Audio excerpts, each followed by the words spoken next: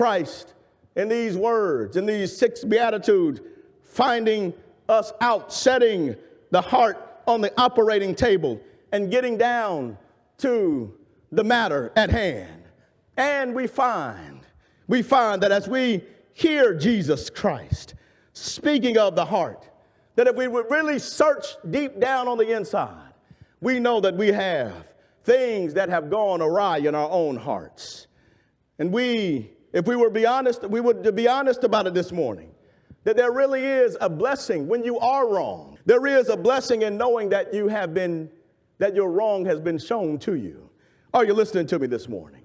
That when your wrong is found out and pointed out, that's not a reason for you to get defensive. When God comes to see about you and God comes to point out the fact that where it really matters, you have not been right, that where it really counts in the heart, that something is going off. It's not an opportunity for us to get defensive within ourselves. Can I tell you what it literally means? It means to drop the guard on this morning, to drop the defense, to make no defense of yourself. It is really the reality behind the Beatitude. Blessed are the meek, blessed are the gentle, for they shall inherit the earth. Those that are meek, those that are gentle, they have dropped all defenses. They make no defense of their sin. They make no defense of their transgression. They get open and they get honest with God and they agree with God and they say to God that whatever you say about my state, you are absolutely right and I need to work on it.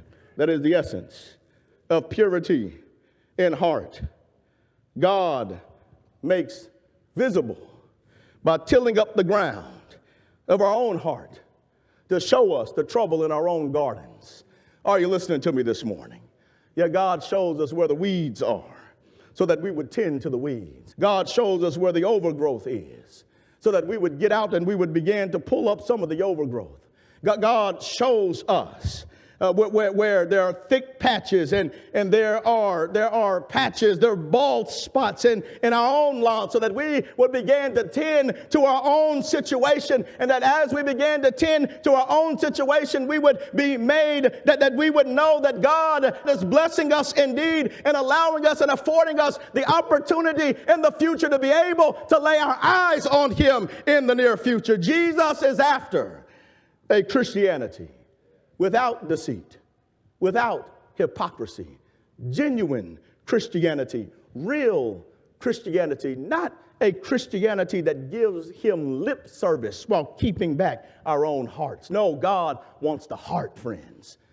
God wants the heart.